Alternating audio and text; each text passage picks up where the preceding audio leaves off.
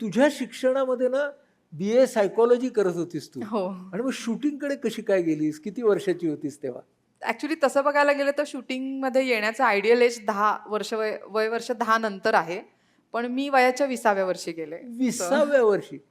बरं. हो. ॲक्चुअली तशी मी ॲक्सिडेंटली गेली. कारण कोल्हापूर आपलं छोटंच आहे, छोटं शहर आहे. तर तिथे काही खेळ म्हणून मला शूटिंग माहिती नव्हता. मी NCCमध्ये होते कारण मला युनिफॉर्मची खूप आवड होती. तर मला असं खूप वाटायचं की मी पोलीस खातं किंवा सैन्य दलात जावं. हं. तर त्याच्यासाठी ज्या एक्झाम्स असतात MPSC, UPSC वगैरे त्या सगळ्या खूपच अवघड असतात. कारण मला माहीत होतं आमच्या म्हणजे आपल्या आसपास असतात MPSC करणारे वगैरे. तर ते खूप हुशार मुलं होती. बघितलं होतं मी त्यांचं ट्रेनिंग सेंटर वगैरे पण मी बघितलं होतं. तर मी ॲव्हरेज स्टुडंट आहे 60% ॲव्हरेज स्टुडंट. मला हे माहीत होतं की मी अभ्यास करून तर काय हे मला मी युनिफॉर्म नाही घालू शकत. मग त्याच्यासाठी दुसरा मार्ग काय? तर तुम्ही NCC करा, खेळ खेळा आणि त्याच्या सर्टिफिकेटवर तुम्हाला SSB शॉर्ट सर्व्हिसमध्ये तुम्हाला चान्स मिळतो आणि तुम्ही तिथून तुम्हाला चान्सेस आहेत. हं. मग ते डोक्यात ठेवून मी NCC आणि हे केलं होतं आणि NCCमध्ये गेल्यानंतर मग मला शूटिंग थोडंसं कळालं, की कसं असतं, काय ओके. असतं. त्याच्यातून एक नॅशनल लेव्हलची कॉम्पिटिशन म्हणून GV मावळणकर कॉम्पिटिशन असते. ती आत्ता मी जे प्रोफेशनली स्पोर्ट खेळते त्याच्यात तो खूपच बेसिक आहे ती मॅच. पण त्यावेळी ती खूप मोठी होती. हां. तर त्या मॅचला मला जायचं होतं आणि आमच्या बटालियनच्या COनी पण मला सांगितलं, की ही आपल्या बटालियनची बेस्ट शूटर आहे, तर हिला पाठवायचं. पण त्याच्या आधी एक छोटासा काही घटना घडली होती, की 12वीत माझाही इंग्लिश विषय राहिला होता. बरं. आणि तेव्हाही मी ऑक्टोबर केलं होतं आणि ऑक्टोबरमध्ये पास झाले होते. पण नेमकं जेव्हा मी नापास झाले, त्याच वर्षी डॅडींनी म्हणजे माझ्या वडिलांनी गुजरातला नोकरी होती, तर तिथे सेटल व्हायचा डिसिजन घेतला होता. मग आम्ही 3 बहिणी आणि मम्मी आम्ही कोल्हापुरात होतो. मग आम्ही सगळे तिथे शिफ्ट झालो. पण त्या 11 महिन्यात आम्ही तिघीही काही तिथे सेट झालो नाही. मग आम्ही 11 महिन्यांनंतर कोल्हापूरला परत आलो. तिथून आल्यानंतर माझ्या FYच्या ॲडमिशनसाठी जेव्हा मी कॉलेजमध्ये गेले आमच्याच, तर तिथे प्रिन्सिपलनी पण डायरेक्ट मला ॲडमिशन दिली, सगळं झालं. पण आमच्या मॅडमची एक फेव्हरेट जी काही कॅडेट होती, त्यांना तिलाच पाठवायचं होतं त्या कॅम्पला. आणि तो फर्स्ट राउंड झाला होता सिलेक्शनचा, सेकंड राउंडला होता आणि कॉलेजला एकच वेकन्सी होती. मग मी सीओना जाऊन भेटले, की "सर माझा असा-असा इश्यू होता आणि मी आत्ता जस्ट आले गुजरातहून आणि तुमचा एक कॅम्प झालेला आहे सिलेक्शनचा, तर मला कसं इन होता येईल?" तर ते म्हणले, "तू फक्त NCCचं एनरोलमेंट घेऊन ये, मी तुला सेकंड ह्याला माझ्या ह्याच्यातनं देतो परमिशन." कारण मला बेस्ट कॅडेट आणि बेस्ट शूटरचे सर्टिफिकेट्स होते आधीचे. मग ते म्हटले, "ठीक आहे." मग मी सगळं केलं, पण आमच्या मॅडमना एवढाच राग होता, की माझ्या शूटरला पाठवायचं आणि मी तुला नाही पाठवणार. म्हणून त्यांनी मला एनरोलमेंट दिली नाही. बरं. आणि मग मला बटालियनच्या मॅडमनी सांगितलं, की "हीच मॅच तू बाहेरून खेळ आणि तुला खेळता येते." तेव्हा फक्त एवढीच जिद्द होती, की या मॅडमना दाखवून द्यायचं, की मी तिच्यापेक्षा बेस्ट होते आणि म्हणून मला COनी पण रिकमेंड केलं होतं. या एकाच ह्याच्यासाठी मग त्यांनी बटालियनच्या सांगितलेल्या दुसऱ्या मॅडमनी सांगितलेल्या त्या दुसऱ्या सरांकडे गेले. त्यांचं नाव होतं जयसिंग कुसाळे सर. ते स्वतःच आंतरराष्ट्रीय ख्यातीचे आंतरराष्ट्रीय नेमबाज ख्यातीचे होते. नेमबाज होते आणि vice president of National Rifle Association ही होते त्यावेळी ते. पण त्यांच्याकडे गेले आणि त्यांनी मात्र मला 1.5 वर्ष तंगवलं, की "तू आज ये, उद्या ये. नाही मी आता दिल्लीला चाललोय. तू 1 महिन्यानंतर ये, 1.5 महिन्यानंतर ये." आणि मग नंतर हळू माझा इंटरेस्ट गेला कारण ती मॅच होऊन गेली. माझी NCC संपली. मी कॉलेज चेंज केलं सायकॉलॉजीसाठी लास्ट इयरला आणि मग म्हटलं आता सगळंच झालं. मग 1.5 वर्षानंतर मात्र म्हणजे आणि ते 1.5 वर्ष अगदी खरंच प्रामाणिकपणे सांगते, माझी अजिबात इच्छा नव्हती कारण जी मॅच खेळायची होती ती संपली होती. त्यामुळे माझा इंटरेस्ट पूर्ण संपला होता त्यातला. पण माझी आई माझ्या मागे लागायची, की त्यांनी सांगितलं ना, तेवढे मोठे सर आहेत आणि त्यांनी जर तुला सांगितलं, तर तू त्यावेळी तिथं पोहोचलं पाहिजेस. आपण शब्द दिलाय आम्ही येतो म्हणून. मग ती मला बास्केटबॉल ग्राउंडला घ्यायला यायची आणि मग मला घेऊन जायची ती. असं हां. करत आम्ही 1.5 वर्ष काढलं आणि 1.5 वर्षानंतर सर म्हटले, "अच्छा ठीक आहे, तू रायफल उचलून दाखव." मग मी रायफल उचलून दाखवली. "ठीक आहे," म्हटलं, "आता मी तुला शिकवतो." म्हटलं, "सर उपयोग काय? कारण मला जी मॅच खेळायची होती ती होऊन गेली. त्याच्या पुढच्या वर्षीची पण ती होऊन गेली. माझी NCC संपली. मी कॉलेज बदललं आणि आता आता काय उपयोग? राहू दे," म्हटलं, "सर मला म्हटले, "तसं नाहीये बाळ. तू आता माझ्याकडे आलीस तेव्हा 18 वर्षाची होतीस. आता तू मला सांग, आपण कोल्हापूरसारख्या ठिकाणी राहतो, जिथं मी माझ्या स्वतःच्या मुलीला शूटर करायचं होतं, तर माझ्या घरच्यांच्या फोर्समुळे मला तिचं लग्न करायला लागलं. तू माझ्याकडे 18व्या वर्षी आलीस, मी तुला शिकवलं, 1-1.5 वर्षात तुझे घरचे तुझं लग्न करून दिले. तर मी जे शिकवलं ते वाया जाणार ना. मी का तुझ्यात इन्व्हेस्ट करू माझा वेळ? म्हणून मी फक्त तुझी आणि तुझ्या पालकांची परीक्षा घेतली, की तुम्ही खरंच इंटरेस्टेड आहात का? मग त्यांनी मला शिकवायला चालू केलं, पण ही जी काही घटना झाली, ही माझ्या भल्यासाठी झाली, हे मला आत्ता कळतंय. कारण ते झालं नसतं तर कदाचित मी ती मॅच खेळून मी काहीतरी वेगळ्याच वळणावर गेले असते, काहीतरी MPSCच्या एक्झाम देणे तर SSB मधून ट्राय कर. मग प्रॅक्टिस तेव्हापासून जी चालू झाली त्या प्रॅक्टिसच्या वृत्तीमध्ये काय फरक पडला आणि आत्ता सध्या तुझी प्रॅक्टिस कशी असते? त्याच्यानंतर प्रॅक्टिसमध्ये बराच फरक पडला सर. ॲक्च्युली त्याच्यामध्ये पण अजून एक हे झालं की आमची आर्थिक परिस्थिती फारशी स्ट्रॉंग नव्हती किंवा खूप चांगली नव्हती.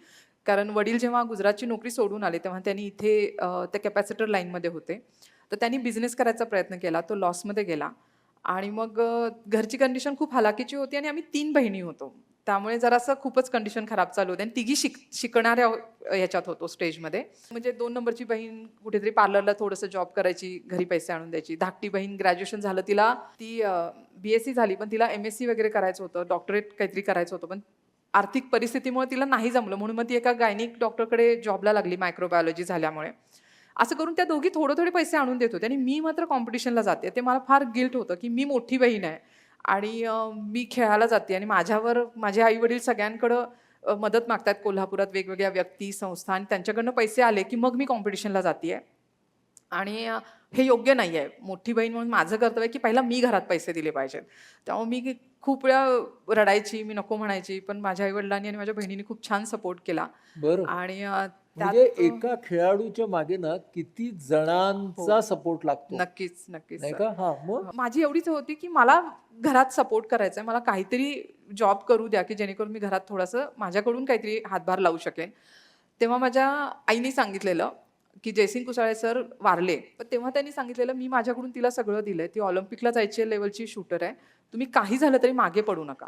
तेव्हा माझी आई मला म्हणजे आई-वडील एवढंच म्हणायचे की "हे सगळं तू नंतर भरून काढशील. आत्ता तू खेळ आणि तू एक इंटरनॅशनल खेळ, मग तुला जे पाहिजे ते तू कर." माझ्या डोक्यातही तेवढंच होतं.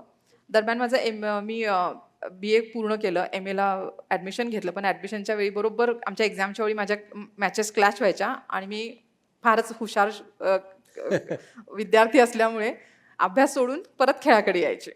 असं करत एकदा मला मेसेज आला की सॅफ गेम्ससाठी माझं सिलेक्शन झालंय आणि तेव्हा मी आमच्या इंडियन रँकिंगला 5th नंबरला होते. तर मी म्हटलं माझं? तर म्हटले हां 2004ला ऑलिम्पिक असल्यामुळे सुमा दीदी, अंजू दीदी आणि दीपाली दीदी ऑलिम्पिकची तयारी करतायत तर 4, 5, 6 नंबर सॅफ गेम्स खेळणार आहेत. मी मम्मीला म्हटलं बघ तुझ्या इच्छेप्रमाणे माझी पहिली इंटरनॅशनल झाली. मी मेडल घेऊन आले. इस्लामाबादला झाली. तो खरंच खूप छान होता एक्सपिरियन्स माझ्या आयुष्यातला.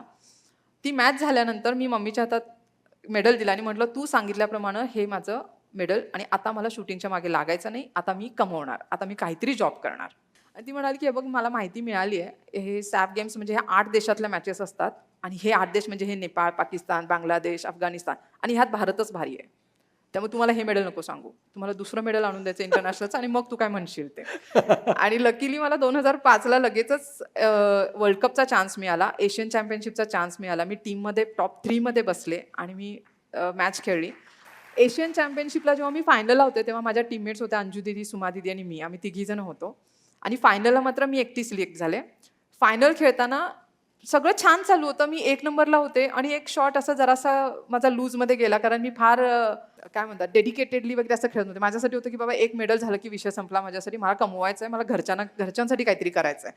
तोपर्यंत सुद्धा माझे डोळे फार चांगल्या पद्धतीने उघडले नव्हते. पण ते मेडल मला सिल्वर मिळालं.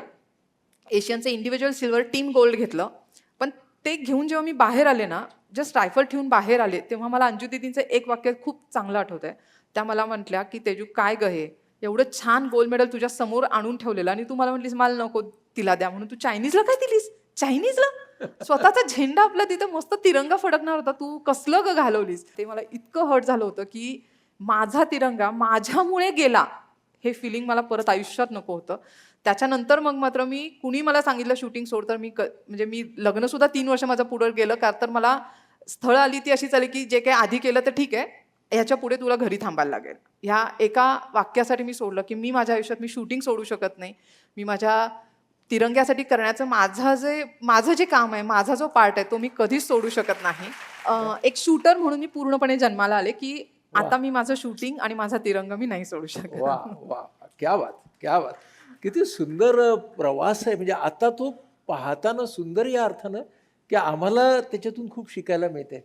तुला हे सगळं किट किती असतं गं तुमचं? डोक्यावरती कॅप असते बरोबर, ती कसली असते, मेटलची असते का? नाही नाही, ती साधी नॉर्मल कॅप असते, हा. पण ती फक्त एवढ्यासाठी की काही वेळा असं जर लाईट असेल तर तो रिफ्लेक्ट करतो, त्याच्यासाठी थोडंसं कॉन्सन्ट्रेशन, थोडं अजून जेवढं आपण डोळे उघडे ठेवून बघू तेवढं जेवढं हालचाली होतात ते सगळे मी कॅप्चर करू शकते किंवा माझं लक्ष तिथं विचलित होऊ शकतं. म्हणून आपण जितकं कमी करता येईल फोकस किंवा दृष्टी हा. तिथपर्यंत त्याला करण्यासाठी म्हणून नंतर एक चष्म्यासारखं काहीतरी असतं, ते काय? चष्म्यासारखं म्हणजे तो ब्लाइंडर आहे, कारण नॉर्मली आपण एक डोळा बंद करून मारतो. मग मी 60 शॉट मारायचे किंवा 120 शॉट मारायचे जेव्हा मॅच होती आमची, तेव्हा कंटिन्यू डोळा बंद करून हे थरथरायला लागतं. मग तसं होऊ नये, मग दोन्ही डोळे उघडे ठेवून मारायचे असतात. मग दोन्ही डोळे उघडे ठेवले तर फोकस किंवा कॉन्सन्ट्रेशन एका गोष्टीवर फार व्यवस्थित होत नाही, म्हणून याला ब्लँक करायचं. डोळा उघडा असतो पण इथे समोर ठेवलं की तो ब्लँक होतं, ह्या डोळ्यांनी तुमचा फोकस फार शार्प होतो. बरं, त्याच्यानंतर हातातली जी तुझ्या वेपन आहे, रायफल आहे, तिचं किती वजन असतं? 6.5 किलो. बरं, त्याच्यानंतर एक ड्रेस असतो खाली, हो, त्याचंही वजन असतं, तेही 6-7 किलो असतं. हां, आणि 1-1.5 किलोचं शूज, आणि 1-1.5 किलोचे शूज. आणि एकदा तू सरावाला सुरुवात करतेस तेव्हा हे सगळं किंवा मॅच मध्ये किती काळ असतं अंगा खांद्यावर? मॅच आमची साधारण 1.5-2 तास, 2 ते 2.5 तास, पण त्याची ट्रेनिंग आम्हाला त्याची तिप्पटीने करावी लागते, तर साधारण 6-7 तासाची ट्रेनिंग करावी लागते. आणि त्या परिस्थितीत नेम हो की नाही? म्हणजे आम्हाला सगळ्यांना काय वाटतं, ठाक काय झाला नेम, असं तर काही होत नाही. नाही, तसं आणि एका राऊंड मध्ये तुमचे असतात 60. आता अलीकडे जे नवीन रूल्स आलेत मागच्या ऑलिम्पिक नंतर चेंज झालेले, त्याच्यात आपल्याला 3 वेळा हे करावं लागतं. इलिमिनेशन राऊंड होतो, मग क्वालिफिकेशन राऊंड होतो आणि मग फायनल राऊंड होतो. म्हणजे 180 तर झाले हो. तिकडेच. साधारण. हा? बाप रे. हे मला एक सांग, एकतर आत्ता जे तुझं कॉन्सन्ट्रेशन असेल करताना आत्ताच्या दर्जाचं ते तर उच्च असणारच, हो, पण पहिल्या दिवशी काही तेवढं नसेल ना गं? नक्कीच नाही, एकदम काय काय कसं झालं ते? ते पण ग्रॅज्युअली, जसं आपण शिक्षणात पहिली दुसरी करत ग्रॅज्युएशन पूर्ण करतो, पोस्ट ग्रॅज्युएशन पूर्ण करतो, तसंच खेळामध्येही किंवा कोणत्याही क्षेत्रात मी म्हणेन की सुरुवात करताना आपण एकदमच कोरीपाटी असतो, हळूहळू हळूहळू त्याच्यावर लिहित होतं ते. बरं, देशासाठीची तुझी जी आतापर्यंतची हायएस्ट अचिव्हमेंट आहे, वर्ल्ड चॅम्पियनशिप, हो, ती त्याच्याबद्दल सांग जरा. ती आहे माझी वर्ल्ड चॅम्पियनशिप, 2010ला घेतली. शूटिंगसाठी पण तशी ती खास होती, कारण ती 50वी वर्ल्ड चॅम्पियनशिप होती आणि त्यात मी इंडिव्हिज्युअल गोल्ड मेडल जिंकत, इक्वल वर्ल्ड रेकॉर्ड करत मी ते इंडिव्हिज्युअल गोल्ड मेडल जिंकलं होतं आणि भारताची एकमेव आणि पहिली महिला खेळाडू जिने शूटिंगमध्ये वर्ल्ड चॅम्पियनशिप हे टायटल घेतलं. पण याच बरोबर ती माझ्यासाठी फार स्पेशल आहे, कारण 2010ला फेब्रुवारीमध्ये माझे वडील गेले आणि ही मॅच जिंकून मी ऑगस्टला परत आले. पण मी कॉमनवेल्थ गेम्स 2006ला जेव्हा जिंकले, त्याच्यानंतर माझे वडील मला नेहमी हाक मारताना वर्ल्ड चॅम्पियन म्हणून हाक मारायचे.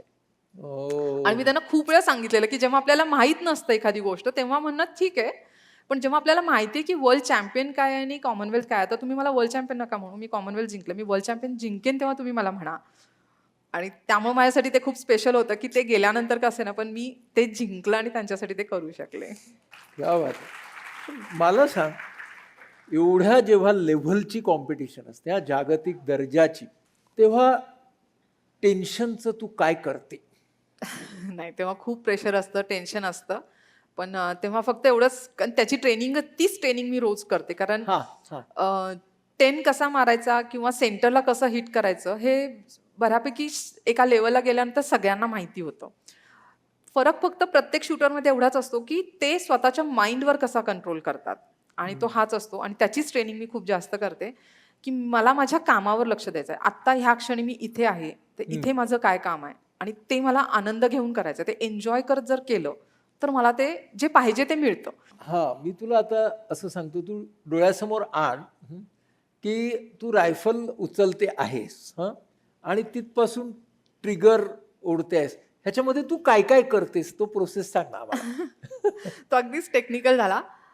शॉट लोड केल्यानंतर मी रायफल घेते मी, आणि अगदी प्रत्येक गोष्टीला मी नंबर्स दिलेत, का तर माझ्या मनात दुसरे कोणतेही विचार येऊ नयेत. जर तुम्ही एका गोष्टीवर फोकस करायचं झालं तर तुम्ही जेव्हा ठरवून करता ना, तेव्हा 1760 विचार येतात वेगवेगळ्या. म्हणजे मी इथे बसले, मग माझा हात असा हल्ला, त्याला धरून आपण बऱ्याच गोष्टी व्हिज्युअलाइज करू शकतो, किंवा मन खूप सैरभैर पळतं आणि पसरतं, तर त्याला एका ठिकाणी बांधण्यासाठी मी माझ्या शूटिंगमध्ये जेव्हा कधी प्रत्येक शॉट उचलते त्या प्रत्येक शॉटला मी नंबर्स दिलेत की मी रायफल उचलली, मी उजव्या खांद्यात लावली 1 नंबर, डावा हात खाली लावला 2 नंबर, तिसरा हात वरून उचलला, चौथा ब्रीदिंग सोडत खाली आले, 5वा परत ब्रीदिंग घेतलं, 6वा परत ब्रीदिंग घेत खाली आले, डोळा उघडून समोर बघितलं. असं प्रत्येक गोष्टीला मी शॉटला नंबर देऊन ठेवलेत आणि त्या नंबरवर जेव्हा मी काम करते तेव्हा लक्ष कुठेही जात नाही. क्या बात आहे. म्हणजे तू आम्हाला तुझी मोडस ऑपरेंडी सांगतेस हो. की असं 1 2 3 4 करत करत करत करत तू जातेस आणि त्यामुळे टेन्शनही बाजूला राहतं थोड्या थोड्या प्रमाणात. प्रेशरवरून तुमचं डायव्हर्ट होतं ना लक्ष. तुमच्या कामावर जेव्हा तुम्ही फोकस करता, तुम्ही फोकस कुठेतरी एका गोष्टीवर करू शकता. तू आता पॅरिस ऑलिम्पिकची तयारी करतेस, पण ऑलिम्पिक काही तुला नवीन नाही. एक ऑलिम्पिक तू पाहून आली आहेस. ते ऑलिम्पिक कसं होतं आणि त्या ऑलिम्पिकच्या अनुभवातून तू जे शिकलीस ते तू पॅरिसला कशी वापरणार? मी जेवढ्या गेम्स खेळले, 25 वर्षाचं माझं शूटिंग करिअर आहे आत्तापर्यंत, त्यात मी खूप मॅचेस खेळल्या, खूप गेम्स खेळले. पण ऑलिम्पिक गेम्स माझा हा फर्स्ट होता आणि कोविड नंतरचा असल्यामुळे तो खूपच वेगळा आणि सगळ्यांसाठीच फार वेगळा होता एक्सपिरियन्स, ज्याचा फायदा मी 24साठी नक्कीच करते. आता इतकं खेळून, इतके मॅचेस खेळून इतक्या लेवलला आले ना की आता त्यात डिफरन्शिएट नाही करता येणार. म्हणजे आता जर मी नॅशनल खेळतेय पुढच्या महिन्यात, तर तेच प्रेशर आणि त्याच स्टाईलने मी सेम मॅच खेळण्याचा प्रयत्न करेन. मध्ये ना तुझ्या करिअरमध्ये एक गॅप आला. हो. हां, त्या गॅपबद्दल जरा आम्हाला सांग. डॅडी 2010ला गेले. त्याच्या आधी माझ्या 2 बहिणींची लग्न झाली होती 2008ला, 2009ला. 10ला वडील गेल्यामुळे मम्मी एकटी होती. त्यामुळे लगेच लग्न करणं शक्य नव्हतं, कारण आपल्याकडे प्रथा आहे की एकतर 1 वर्षाच्या आत करा, नाही तर 3 वर्षानंतर करा. मग मी म्हटलं की मी 1 वर्षाच्या आत तर काही नक्की नाही करत. 36व्या वर्षी माझं लग्न झालं. बरं. लग्न झालं तेव्हाही आमची अट होती दोघांनाही. त्यांचंही होतं की देश पहिला, मग माझे आई वडील आणि मग तुझा नंबर. आणि हे लकीली त्यांनीच पहिला मला सांगितलं. त्यांनी हे सांगितलं मी लगेच म्हटलं ओके, सेम टू यू, की पहिला माझा देश, आता माझे वडील नाही आहेत त्यामुळे फक्त माझी आई आणि मग तुमचा नंबर लागेल. तर दोघंही त्या गोष्टीला ॲग्री झाल्यामुळे ऑलिम्पिकपर्यंत तेही थांबले. ऑलिम्पिक नंतर मी फॅमिली प्लॅनिंगच्या दृष्टीने 2 वर्ष ब्रेक घेतला होता प्रॉपर. सगळं सोडून पूर्ण वेळ घरात बसून मी खूप काही काही केलं. सगळ्यांच्या आयुष्यात सगळ्याच गोष्टी मिळतात असं नाहीये. खूप छान दिसलं की आपण एक काळात तीट लावतो, तसं काहीतरी एक गोष्ट असते. तसं माझ्या लाईफमध्ये ते नाही झालं.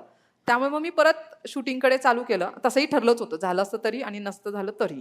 आम्हाला अगदी थोडक्यात सांगितलंच, पण हा तुझ्यासाठी एक खूप मोठा स्ट्रगल असणार. म्हणजे एका ह्या गोष्टीचा स्वीकार करणं, त्या गोष्टीला चेहऱ्यावरचा तीळ मानणं आणि पुन्हा एकदा जे आपलं व्रत आहे हो सर, शूटिंगचं पण मला असं वाटतं की ह्या सगळ्यात फक्त माझ्या एकटीचं हे कौशल्य नाहीये. माझ्या नवऱ्याचा सपोर्ट किंवा माझ्या घरच्यांचा, माझ्या आईचा, माझ्या सासू सासऱ्यांचा, या सगळ्यांचा हा सपोर्ट खूप महत्त्वाचा आहे की त्यांनीही ते ग्रेसफुली ॲक्सेप्ट केलं आणि त्यांनी मला पुढे परत माझ्या कामावर फोकस करायला आणि त्याच्यात परत त्या लेवलनी खेळायला तेवढाच सपोर्ट ते सगळे करतायत. आणि सगळ्यात मोठा सपोर्ट माझ्या नवऱ्याचा, सिरियसली. अगदी. कारण आत्ताच्या आपल्यालाही सगळ्यांना माहिती आहे की आपल्याच्या या समाजात मुलगी आणि स्त्री आणि बाळ हे याच्याशिवाय पुढं काहीच होऊ शकत नाही. आणि ह्या गोष्टी मलाही असं वाटायला लागले की नाही, आपल्याकडे खूप आहेत. तुम्ही लहान मुलं आहात. मी आता जेव्हापासून बाहेर पडले किंवा जेव्हा त्या फेजमध्ये होते तेव्हाही मी कोचिंग स्टार्ट केलं. तर माझ्याकडे लहान मुलं खूप आहेत की ज्यांना आपण घडवू शकतो, आपल्या देशासाठी काहीतरी करा म्हणून आपण त्यांना मोटिवेट करू शकतो. तर हे जेव्हा माहिती आहे, तर एकाच गोष्टीला धरून रडत बसण्यापेक्षा इट्स गो अहेड, तुम्ही पुढे जा. अजून करण्यासारखं खूप काही आहे जगात. वा, याला मी असं म्हणेन की ही खऱ्या अर्थानं खिलाडू वृत्ती आहे. हो, माझ्या शूटिंगने मला खूप काही दिलं आणि सगळ्या कंडिशनमध्ये लढून तेवढ्याच ठामपणे उभं राहायची हिंमत पण दिली. क्या बात आहे. आता ना मला सांग की स्त्री म्हणून पाहायचं झालं तर तुला फायदे काय झाले? मुलगी असल्यामुळे कुठल्याही कंडिशनमध्ये आपल्याला ॲडजस्ट करता येणं हे लहानपणापासून शिकवलंच जातं की लहान बहीण आहे, लहान भाऊ आहे, मुलगी आहेस, हे कर असं सगळं लहानपणापासून झाल्यामुळे येणाऱ्या प्रत्येक कंडिशनला मी ॲडजस्ट होत गेले. मला कुठेही कुरकुर करायची म्हणजे कधी केलीही नाही आणि कधी वाटलीही नाही ॲक्च्युली. पण गॅप नंतर परत येताना काही अडचणी आल्या का ग? नाही सर, म्हणजे आत्ताही मी एक मॅच म्हणजे नॅशनल फक्त नावाला खेळली होती, कारण ती त्याच फेजमध्ये होती माझ्या आणि मला 2 वर्षाचा गॅप पडू द्यायचा नव्हता, म्हणून मी ती विदाऊट ट्रेनिंग खेळली होती. तेव्हाही ओके होता स्कोर. आणि आता ज्या टोटल 4 मॅचेस खेळलेत मी ते ह्या सगळ्या फेजमधून आल्यानंतर, जेव्हा की आम्हाला साधारण 5 ते 6 मॅच लागतात एका लेवलला टीममध्ये एंट्री होण्यासाठी. तर त्या दृष्टीने मी ऑलरेडी 11th प्लेसला आली आणि मला माहिती आहे पुढच्या 3 ते 4 मॅचच्या आत मी इन होणार. त्यामुळे मला नाही वाटत असं काही फारसा फरक आहे. तुझा आता Training दिनक्रम कसा असतो? हा लग्न झाल्यानंतर थोडासा चेंज झालाय. नाहीतर माझा खूप छान होता आधी. कारण लग्न झाल्यामुळे सासू-सासऱ्यांबरोबर राहते, त्यामुळे त्यांना घरातल्या 3 व्यक्तींना माझ्या परीनं मोल्ड नाही करतात. मला त्यांच्या परीनं व्हावं लागतं. त्यामुळे सकाळी साधारण 8, 8:30 जास्तीत जास्त 9, 9:30 पर्यंत मी रेंजवर पोहोचते. मग पूर्ण दिवस माझा असतो. तोपर्यंत घरचं नॉर्मल एक मुलगी, एक सून म्हणून जी कामं असतात ती सगळी असतात. त्याच्यानंतर मग पूर्ण दिवस रेंजवर ट्रेनिंग. संध्याकाळी मात्र घरचे कितीही काहीही म्हटले, तरी मी कडकपणे माझा योगा आणि एक्सरसाइज केल्याशिवाय घरी जात नाही. त्यामुळे 7 ते 8 वाजतात घरी जायला आणि मग म्हणजे परत सकाळी तिकडे. 9:30 ला गेलीस की रात्री 8 पर्यंत खेळ, हो. 8 नंतर परत शाबास मुलगी, सून. शाबास सुनबाई. हां. दोन्ही रोल ज्या त्या ठिकाणी आपापले मी डिवाइड करून ठेवलेले आहेत. तू जे म्हणतेस ना की एका बाजूने स्किल ट्रेनिंग आहे हो. आणि दुसऱ्या बाजूने माइंड ट्रेनिंग आहे. हो. आणि तू मगाशी म्हणालीस की माइंड ट्रेनिंग वरती आता ऑब्व्हियसली तू जास्त भर देतेस. हो. कारण मोठी टुर्नामेंट आहे. पुन्हा आपण तिथेही तिरंगा आणि आपणच हो. असणार आहोत. हो. अ, काय कुठल्या भावनांना तू जास्त खत पाणी घालतेस आणि कुठल्या भावनांना थोडी बाजूला सारतेस? सगळ्यात पहिलं तर मी माझ्या चांगल्या सवयींना खूप छान सपोर्ट करते, हम्म. की माझ्याकडे हे चांगलं आहे. माझ्याकडे मी ह्या गोष्टींना जास्त म्हणजे मी माझ्या माइंडवर माझा कंट्रोल आहे. मी माझ्या मनाने जगते. माझ्या मनाला जे पाहिजे ते करते. म्हणजे मला ती पूर्ण फ्रीडम आहे. कुणाचं बर्डन नाही आहे मला.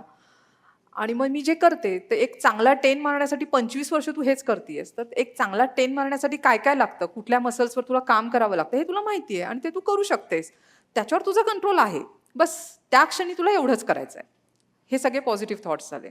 आणि ज्या गोष्टींकडे मला जरा दुर्लक्ष करायचं आहे किंवा ज्यांना बाजूला सारायचं आहे, कारण जे आपण कुठल्याही विचाराला दाबलं की ते नको त्यावेळी बरोबर तेवढ्याच स्पीडनी वर येतात. त्याला थोडा वेळ त्या वेळापुरतं जोजून ठेवायचं. ते कसं, तर मला माझा तिरंगा पाहिजे, मला गोल्ड मेडल पाहिजे. गोल्ड मेडल जिंकल्यामुळं माझ्या देशाला अभिमान वाटणार आहे. यात सगळीकडे राष्ट्रगीताची धून वाजणार आहे आणि त्या राष्ट्रगीताची धून जिथपर्यंत ऐकू जाते तिथे प्रत्येक व्यक्ती, प्रत्येक फॉरेनर आहे तिथे स्तब्ध उभा राहणार आहे आणि माझ्या तिरंग्याला मान देणार आहे. ह्या सगळ्या फिलिंग्स माझ्या आईवडिलांना, माझ्या नवऱ्याला काय वाटेल, त्यांना किती आनंद होणार आहे आणि त्याच्यानंतरचं सेलिब्रेशन किती छान होईल, त्यांना किती प्राऊड फील होईल, ह्या सगळ्या गोष्टींना मला जरा बाजूला ठेवावं लागतं. सगळ्या गोष्टींना बाजूला ठेवा. हां, कारण ह्या सगळ्या होणार आहेत. कधी जर मी हे माझं काम फार व्यवस्थित केलं तर. त्यामुळे माझा फोकस मी फक्त तिथे ठेवते. काय आहे माहितीये का तेजस्विनी, तू ज्या गोष्टी साध्या म्हणून सांगतेस ना त्या किती कठीण आहेत हे आम्हाला कळतंय. पण तुला त्या कष्टानं साध्य होत आहेत. पण महत्वाची गोष्ट अशी की ते कष्ट करताना तू तुझ्या चेहऱ्यावरचं हसू मात्र तसंच ठेवतेस. मी जे काम करतायत त्यात जर तुम्ही आनंद घेऊन आणि ते जर एन्जॉय करत केलं तर ते ऑटोमॅटिक हां, राहतं. बरोबर. म्हणून मस्तच मला राहतं. माझं तर अशी खात्रीच आहे की तुझं तेज तुझ्या हसण्यात आहे. Thank you, sir. शूटिंग शिवाय तुझा आवडता खेळ कोणता? मला तसं चिन्नी दांडू आवडतो. चिन्नी दांडू म्हणजे बरेच जण त्याला विटी दांडू म्हणतात. कोल्हापूर साईडला ती चिन्नी दांडू म्हणतात. विटी दांडू? हां, मला खूप वाव. आवडतो. खेळतेस तू? हो, मी खेळते. मी माझ्या मावस बहीण भावांना सगळ्यांना मी गेले की सगळ्यांना गोळा करते. आम्ही पन्हाळ्यावर जातो किंवा युनिव्हर्सिटीमध्ये जातो जिथं रिकामं ग्राउंड मिळेल आणि कोण आम्हाला अडवणार नाही. अशा ठिकाणी जाऊन खेळतो. क्या बात आहे. कारण हा खेळ आहे हे सुद्धा काही मुलांना माहिती नसेल आज. हो, बऱ्याच मुलांना नसेल माहिती. पण पालकांना नक्की माहिती असेल कारण ते पालकांना माझ्याच वयाचे असतील. तुझ्या खेळातला आवडता खेळाडू कोण? माझ्या कोच कुहेली गांगुली. वा, त्या कशा भेटल्या तुला? त्या सिनियर शूटर म्हणूनच होत्या. अंजू दिदी, सुमा दिदी, दीपाली दिदी आणि त्यांच्या बरोबर किंवा त्यांच्यापेक्षा थोडंसं जास्तच खेळ आधीपासून त्यांनी चालू केलं होतं. त्या वयाच्या 9व्या जे माझ्यापेक्षा त्या 10 वर्षांनी मोठ्या आहेत आणि त्या वयाच्या 9व्या वर्षी रशियाला जाऊन त्यांनी ट्रेनिंग वगैरे घेतलेलं अशा कोच आहेत. म्हणजे शूटर आहेत त्या. आणि सगळ्यात महत्त्वाचं म्हणजे त्या अजूनही खेळतायत. जेवढं माझं वय आहे त्याच्यापेक्षा जास्त त्यांच्या नॅशनल चॅम्पियनशिप खेळतायत त्या. इतका त्यांचा एक्सपिरियन्स आहे आणि सगळ्यात महत्त्वाचं म्हणजे त्यांच्याकडून शिकण्यासारखं खूप आहे की कुठलंही अवॉर्ड, कुठलाही स्कोर, कुठलंही मेडल हे इम्पॉर्टंट नाही आहे. मी जे मगासपासून तुम्हाला सांगितलं हे सगळं त्यांनी शिकवलं मला की तू तुझ्या कामावर लक्ष ठेव, बाकीच्या ह्या गोष्टी होत राहतात, हे येत राहतंय, काही फरक नाही पडत.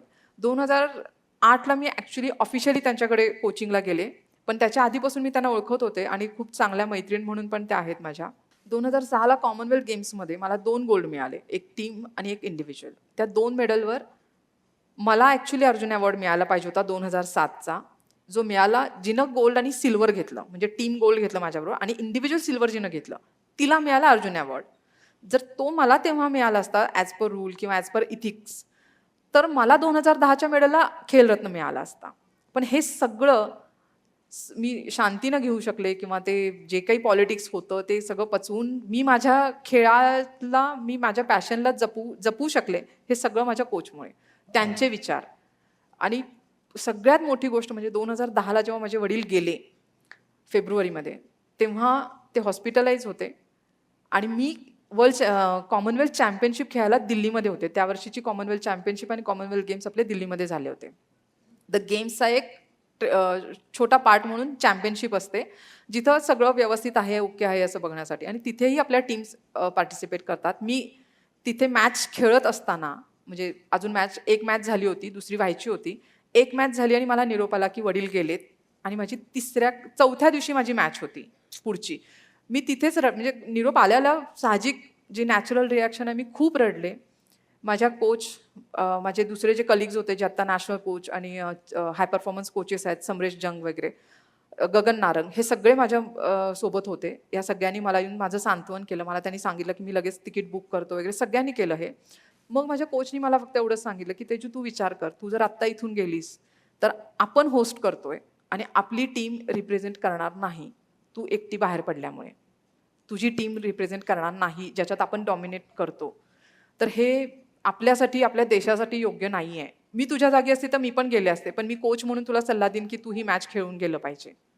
तू ठरव, तुझा कॉल आहे. म्हणजे असं काहीही मला तेव्हा सुचत नव्हतं, मी रडतच होते. त्याच्यानंतर थोड्या वेळाने माझ्या आईचा कॉल आला. आईने मला सांगितलं की तेजू, असं असं आहे, हे सगळं मान्य आहे, पण तू फक्त एकच विचार कर की ह्या क्षणी डॅडी असते आणि डॅडींना जर कळलं असतं की तू हे सोडून आलीस आणि तुझ्यामुळे आपल्याच देशात मॅच असून आपला देश पार्टिसिपेट नाही होता, ज्यात कन्फर्म मेडल आहे, तर त्यांना हे आवडलं असतं का? निर्णय तुझा आहे. सगळ्यांनी निर्णय माझ्यावर सोडला, पण व्यवस्थित काय सांगायचं ते सांगितलं होतं. त्यामुळे मग वडिलांचेच असे शब्द, वडील आणि वडिलांच्या भावना ह्या सगळ्यांनी सांगितल्यामुळे मी तिथे थांबले.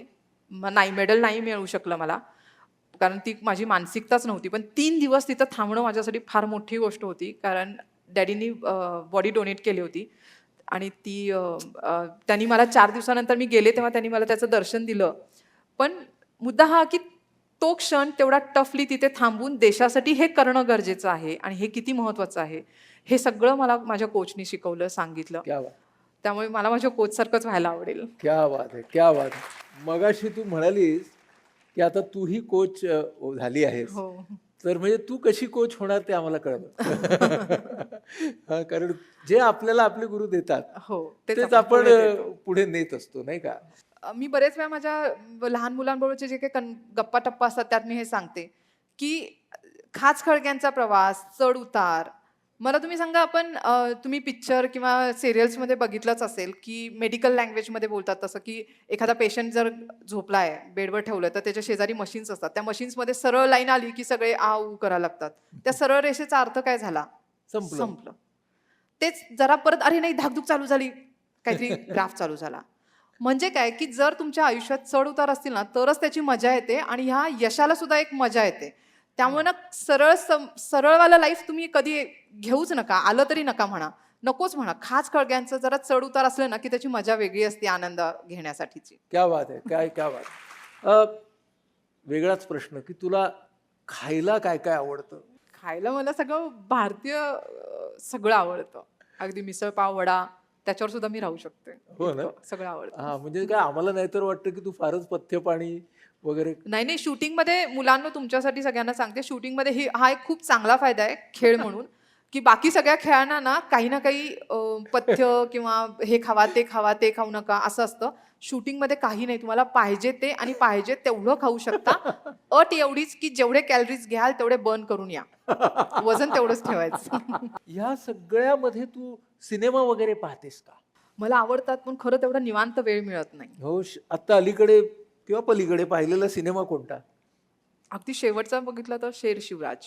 खूप प्रवास करावा लागतो, तेव्हा प्रवासामध्ये तू रिलॅक्सेशन कुठे शोधतेस? पुस्तक वाचते, गाणी ऐकते. अच्छा, गाणी कुठली ऐकायला आवडतात? जुनी गाणी आवडतात, गझल्स किंवा जुनी गाणी आवडतात. आणि पुस्तक? आपलं थोडं शिवाजी महाराजांच्या बद्दल किंवा आपले ऐतिहासिक वगैरे असे खूप आवडतात.